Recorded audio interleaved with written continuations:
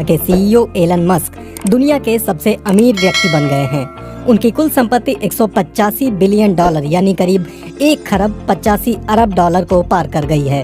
बीते गुरुवार को मस्क की कंपनी ने शेयर की कीमतों में बड़ा उछाल देखा, जिसके बाद कुल संपत्ति के मामले में वे पहले पायदान पर पहुंच गए। ये जगह मस्क ने ऑनलाइन शॉपिंग प्लेटफॉर्म अमेज़न के संस्थापक जेफ बेजोस को पीछे छोड़कर हासिल की है। जेफ बेजोस साल 2017 से इस स्थान पर थे। मस्क की इलेक्ट्रिक कार कंपनी टेस्ला ने इस साल अपनी मार्केट वैल्यू में काफी वृद्धि की है। बुधवार को ये पहली बार 700 बिलियन डॉलर तक पहुंच गई, जो car company Toyota, Volkswagen, hyundai, GM और फोर्ड की कुल मार्केट वैल्यू से भी अधिक है। अमेरिका के कई आर्थिक विश्लेषकों ने लिखा है कि अमेरिका में सत्ता बदलने के बाद एलन मस्क की कंपनी का भविष्य और भी सुनहरा हो सकता है। उनका मानना है कि डेमोक्रेट्स के आने से इलेक्ट्रिक कार कंपनी टेस्ला का काम और भी बढ़ेगा, क्योंकि बाइडेन की पार्टी ने चुनाव अभियान के दौरान ग्रीन एजेंडा को बढ़ावा देने के लगातार वादे किए थे।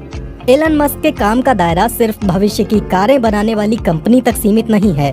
उनकी कंपनी टेस्ला इलेक्ट्रिक कारों में लगने वाले पुर्जे और बैटरियां बनाती है, जिन्हें दूसरे कार निर्माताओं को बेचा जाता है। वे घरों में लगने वाले सोलर एनर्जी सिस्टम बनाते हैं, जिसकी मांग वक्त के साथ बढ़ी है। वे एक अंतरिक्ष अन्वेषण कंपनी भी चलाते हैं। साथ ही वे अमेरिका में सुपरफास्ट अंडरग्राउंड ट्रांसपोर्ट सिस्टम का खाका तैयार कर रहे हैं। आज के समय में एलन मस्क की पहचान एक अमेरिकी उद्यमी के तौर पर है, पर उनका जन्म दक्षिण अफ्रीका में हुआ था। उनकी मां मूल रूप से कनाडा की हैं और पिता दक्षिण अफ्रीका के। मस्क के मुताबिक उन्हें बचपन से ही किताबें पढ़ने का बहुत शौक था। वे कहते हैं कि मैं बचपन में बहुत ज्यादा शांत रहता था, इस वजह से मुझे परेशान भी बहुत किया गया।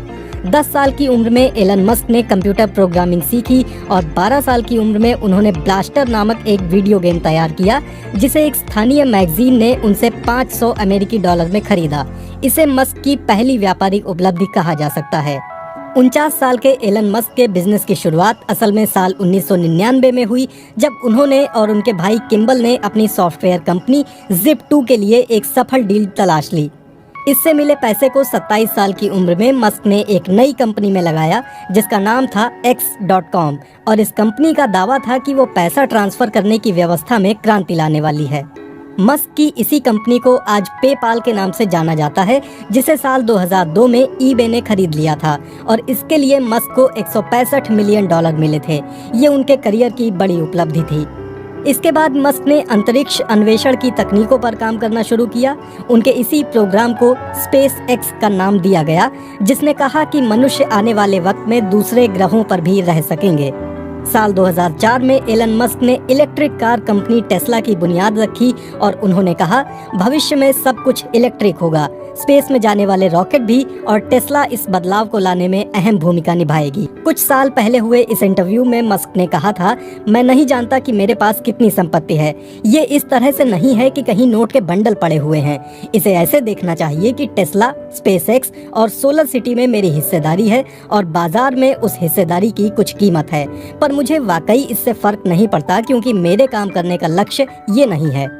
रॉलेट लिखते हैं कि मस्क का ये नजरिया शायद काम कर रहा है। उनके पास आज जितनी संपत्ति है, उसमें वे चाहें तो दुनिया की कई बड़ी कार निर्माता कंपनियों को एक साथ खरीद सकते हैं।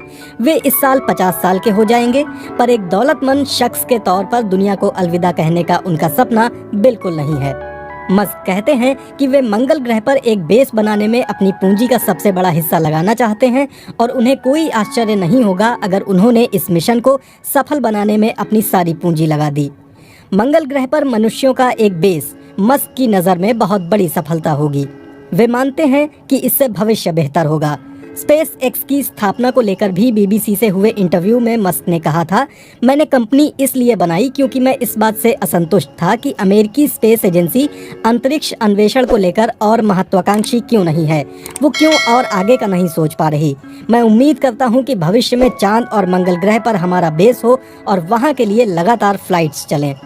मस्क चाहते हैं कि लोग उन्हें एक निवेशक से ज्यादा एक इंजीनियर के रूप में जानें। रॉलेट से इंटरव्यू में उन्होंने कहा था, मैं हर सुबह किसी नई तकनीकी समस्या का हल ढूंढने के लिए उठना चाहता हूं। बैंक में कितना पैसा है, इसे मैं सफलता का पैमाना नहीं मानता। रॉलेट लिखते हैं, मस्क कार उद्योग में क्रांतिकारी बदलाव लाना चाहते हैं। वे मंगल ग्रह पर कॉलोनी बनाना चाहते हैं। वैक्यूम टनल में चलने वाली सुपरफास्ट ट्रेनें चलाना चाहते हैं। मनुष्यों के दिमाग से एआई यानी आर्टिफिशियल इंटेलिजेंस को जोड़ना चाहते हैं और सौर ऊर्जा से दुनिया चलाना चाहते हैं। इन सभी चीज़ों में एक चीज़ समान है, वो ये कि ऐसी भविष्य की कल्पनाएं आपको 1980 के दशक की शुरुआत में मिलने वाली बच्चों की पत्रिकाओं में मिलती थीं। और इसमें कोई छिपी हुई बात नहीं कि मस्क का बचपन दक्षिण अफ्रीका में बहुत सारी पत्रिकाएं, किताबें पढ़कर और फिल्में देखकर गुजरा। मस्क बदलाव की धीमी गति में विश्वास नहीं रखते। वे जल्द से जल्द जीवाश्म ईंधनों को पीछे छोड़ देना चाहते हैं। साथ ही मानवता के अस्तित्व को लंबे समय तक बनाए रखने के लिए वे मंगल ग्रह पर उपनिवेश विकसित करने के पक्षधर हैं। एलन मस्क जोखिम उठाने वाले शख्स हैं और उन्होंने ये साबित किया है।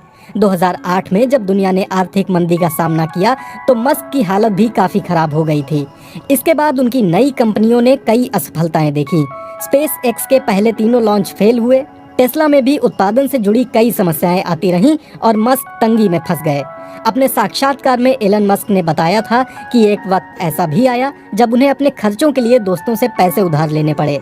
पर क्या उन्हें कभी दिवालिया होने का डर नहीं हुआ? इस सवाल के जवाब में एलन मस्क ने जस्टिन रॉलेट से कहा था, ज्यादा से ज्यादा क्या होता, मेरे बच्चों को सरकारी स्कूल में जाना पड़ता, तो इसमें क्या बड़ी बात होती, मैं खुद सरकारी स्कूल में पढ़ा हूँ।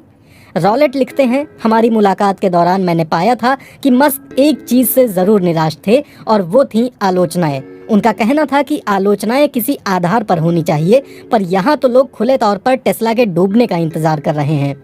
हालांकि उन्होंने कहा कि वे आलोचनाओं की वजह से अपने इरादों में कभी बदलाव नहीं करते। मस्क के मुताबिक जब उन्होंने स्पेस एक्स और टेस्ला की नींव रखी थी तब उन्हें खुद विश्वास नहीं था कि वो इससे पैसा कमा सकेंगे। एलन मस्क को करीब से जानने वाले कहते हैं कि उन्हें काम करने की लत है। टेस्ला मॉडल 3 को तैयार करते समय उन्होंने कहा था कि वे हफ्ते में 120 घंटे काम करते हैं और उसमें उन्हें मज़ा आता है। कोरोना महामारी के दौरान जब सैन फ्रांसिस्को स्थित उनकी फैक्ट्री को बंद करना पड़ा तो लॉकडाउन के प्रतिबंधों के खिलाफ एलन मस्क खुलकर बोले।